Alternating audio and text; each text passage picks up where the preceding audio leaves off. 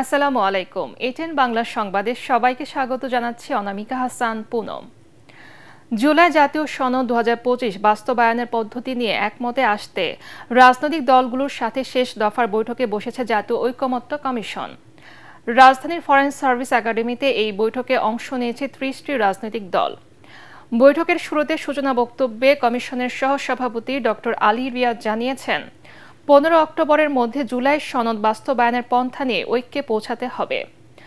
রাজনৈতিক দলগুলো একমত হলে বিশেষজ্ঞদের সাথে আর আলোচনায় বসবে না কমিশন।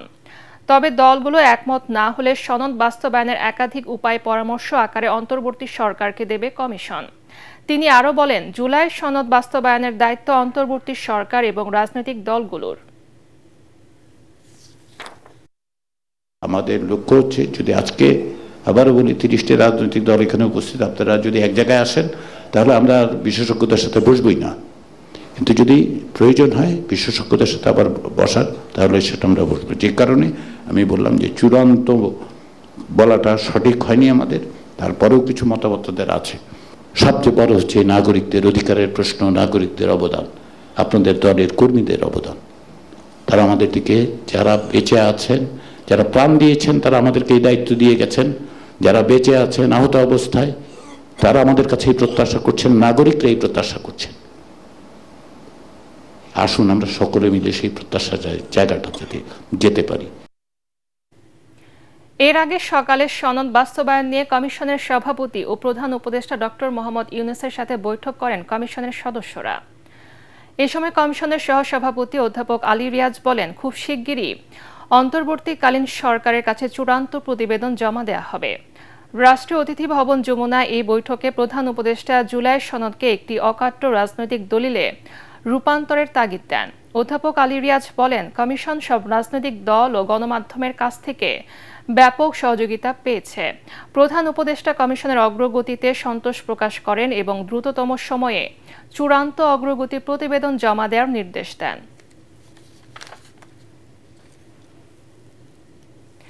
দেশের মানুষের মতো বিশ্ববাসীও প্রত্যাশা করে ফেব্রুয়ারি নির্বাচনের মাধ্যমে বাংলাদেশে দ্রুত গণতান্ত্রিক প্রক্রিয়া ফিরে আসবে বলে মনে করে বিএনপি। বাংলাদেশে জাতিসংঘের আবাসিক সমন্বয়কারী গোয়েন লুইসের সাথে বিএনপি মহাসচিব মির্জা ফখরুল ইসলাম আলমগীরের বৈঠকে এমন আশাবাদ জানানো হয়। চেয়ারপারসনের গুলশান কার্যালয়ে মির্জা ফখরুলের নেতৃত্বে বিএনপির নীতি নির্ধারকদের সাথে বৈঠক করেন জাতিসংঘের আবাসিক সমন্বয়কারী গোয়েন লুইস। বৈঠকে বাংলাদেশে আগামী জাতীয় নির্বাচন, রোহিঙ্গা সংকট, বিভিন্ন খাতে জাতিসংঘের সহায়তা নিয়ে আলোচনা হয়। পরের সংবাদ সম্মেলনে গোয়েন লুইস বলেন, বাংলাদেশের আগামী জাতীয় নির্বাচন আয়োজনে নির্বাচন কমিশনকে সব ধরনের সহায়তা করবে প্রস্তুত জাতিসংঘ। খাগড়াছড়িতে কোনো ধর্ষণের ঘটনা ঘটেনি বলে দাবি করেছেন স্বরাষ্ট্র উপদেষ্টা জাহাঙ্গীর আলম চৌধুরী। তিনি বলেন, এই ধরনের গুজব ছড়িয়ে পার্বত্য এলাকা অস্থিতিশীল করার চেষ্টা করছে ভারত ও পতিত ফ্যাসিস্টের দোসররা। দুর্গাপূজায় দেশের 793টি মণ্ডপে অসুরের মুখে দাড়ি লাগিয়ে ইচ্ছাকৃতভাবে বিতর্ক সৃষ্টি করা হয়েছে। সেই সাথে ভারতে প্রধান উপদেষ্টাকে অসুরের মূর্তি বানিয়ে অপমান করা হয়েছে বলে মন্তব্য করেন স্বরাষ্ট্র উপদেষ্টা। সচিবালয়ে কোর কমিটির বৈঠক শেষে সাংবাদিকদের তিনি এসব কথা বলেন। একটি পার্শ্ববর্তী দেশ দুর্গাপূজার প্রতিমা তৈরি করার সময় আমাদের মাননীয় প্রধান উপদেষ্টাকে যেভাবে নিন্দনীয়ভাবে উপস্থাপন সংবাদ পাওয়া গেছে এবং অসুরের মুখে দাড়ি দেওয়ার কাজটির মধ্যে তারই যোগসূত্র দেখা যাচ্ছে। কিন্তু আইন শৃঙ্খলা রক্ষাকারী বাহিনী সক্রিয় ভূমিকা, গোয়েন্দা সমস্যার সময় কড়া নজরদারি, দুর্গাপূজা উদযাপনের জন্য গঠিত পূজা মণ্ডপ কমিটির সহযোগিতা এবং আপনাদের সহযোগিতায় আমরা এই কুচক্রীদের চক্রান্ত নস্যাৎ করতে সক্ষম হয়েছি।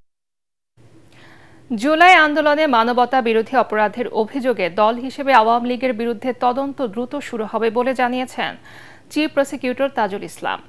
আন্তর্জাতিক অপরাধ ট্রাইব্যুনালে এক ব্রিফিংয়ে এই তথ্য জানিয়ে তিনি বলেন, দলটির বিরুদ্ধে করা অভিযোগ যাচাই বাছাই চলছে। আওয়ামী লীগের বিচার চেয়ে এনডিএম চেয়ারম্যান ববি হাজ্জাজ সহ বেশ কয়েকজন ট্রাইব্যুনালে অভিযোগ দাখিল করেন। এদিকে কুষ্টায় 6 জনকে হত্যাসহ 3 অভিযোগে আওয়ামী লীগ নেতা মাহবুবুল আলম হানিফ সহ 4 জনের বিরুদ্ধে আনুষ্ঠানিক অভিযোগপত্র দাখিলের পর শুনানি সম্পন্ন হয়েছে ট্রাইব্যুনাল 2-এ। আগামীকাল অভিযোগ আমলে নেয়ার বিষয়ে আদেশ দেবেন ট্রাইব্যুনাল।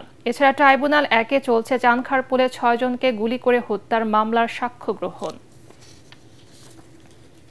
টি-20 সিরিজের তৃতীয় ও শেষ ম্যাচে শারজায় আজ রাতে আফগানিস্তানের বিপক্ষে খেলতে নামবে বাংলাদেশ।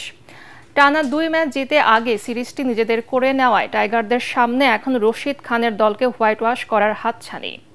তবে প্রতিপক্ষকে হোয়াইট ওয়াশ করাটা মুখ্য নয় টাইগারদের কাছে। জয়ের ধারা অব্যাহত রাখাই লাল সবুজের দলের লক্ষ্য, আর সেটা করতে মনোযোগী এখন বাংলাদেশের ক্রিকেটাররা। এদিকে এই ম্যাচ জয়ে ফেভারিট হিসেবে খেলতে নামবে জাকের আলী তাওহিদরা। 2 দলের 15 বারের লড়াইয়ে বাংলাদেশ জিতেছে 8টিতে, আর আফগানিস্তানের জয় 7 ম্যাচে। শারজায় বাংলাদেশ সময় রাত 8:30টায় শুরু হবে ম্যাচটি। পরবর্তী সংবাদ দেখার আমন্ত্রণ জানিয়ে এখনকার মতো শেষ করছি। ATN বাংলার সংবাদ ইউটিউবে দেখতে ব্রাউজ করুন, youtube/ATN বাংলা নিউজ। ধন্যবাদ সবাইকে।